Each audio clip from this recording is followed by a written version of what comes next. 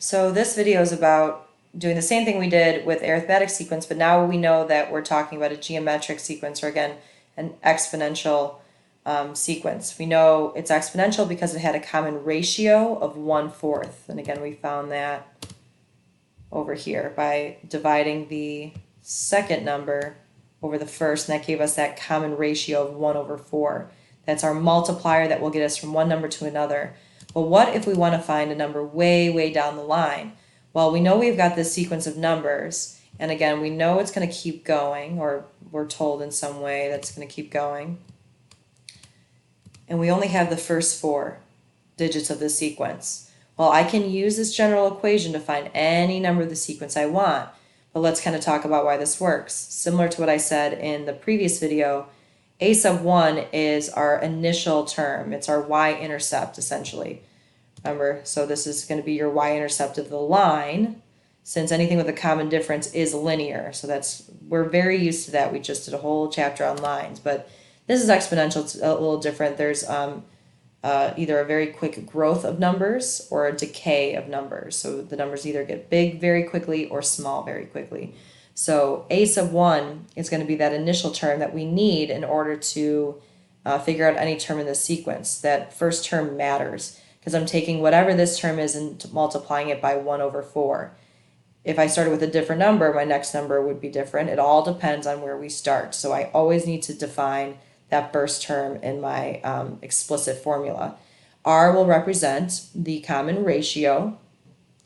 In the one before it, D was there because that was the common difference. Remember, that's specific for arithmetic sequences, and common ratios are specific for your geometric sequences and geometric equations. Remember, all this good stuff is on your gold study sheet, and you should be adding to that whenever you feel like you see some good examples. So what we're going to do is replace A1 with 384 and R with that 1/4. But again, y to the n minus 1? Well, same idea here. We have 4 numbers. Let's say I wanted that 4th term. In order for me to get to that 4th term, starting with the initial, I would take each term and multiply it by 1/4. So there it happened one time.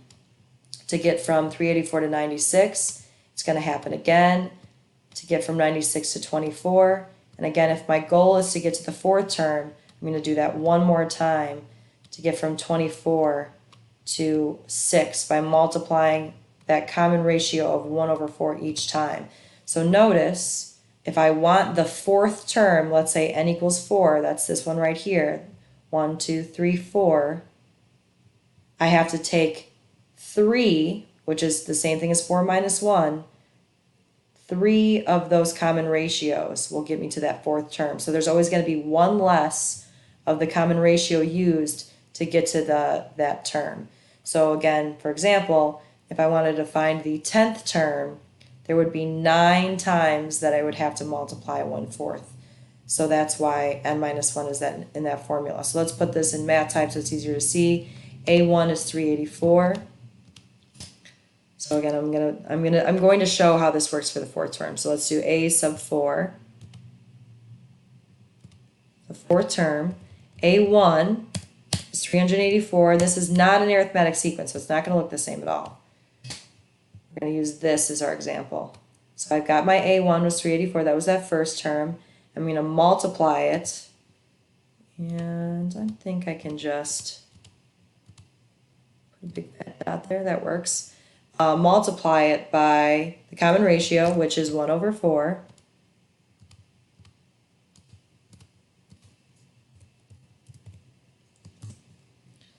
And raise it to the n minus 1 term. So if n is 4, n minus 1 is 3. When you put that in your calculator, if that confuses you, you can always just type 4 minus 1, no big deal. Okay, so I'm going to do that. This is going to help us find that 4th term. So I'm taking that initial term and I'm going to multiply it by 1/4 3 times. See how we have 3 here? That's why it's n minus 1 right here. So my calculator, delete all this. I'll do 384 times 1/4, and then that little caret. If you want, again, you can totally do this. Take n, which is 4, minus 1. There it is. That's what we said the fourth term was going to be, right? And there it is. So again, the whole purpose of having a general form, you're like, well, I know that's the fourth term. It's right there. It's not a big deal. Why did she do all that work? Just to show that it works. But now that I know that it works, I feel better about it. If I am asked to, let's say, let's do a ridiculous one, like the 120th term. I don't want to do this. This is only 4 terms. I have to do 120. They keep multiplying by 1/4. I don't want to do it.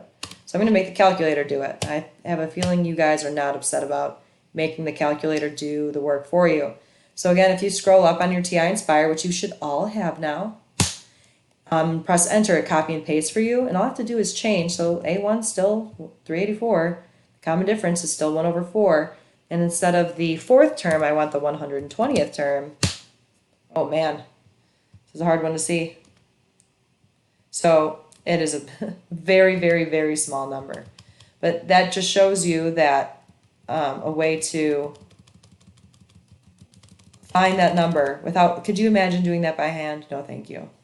And if I do that again, I think if I can go to Control Enter, it will give me the decimal approximation, which is even. E means we're multiplying it by 10 to the negative 70th. In other words, it's really small, but I'm really glad I didn't have to do that by hand.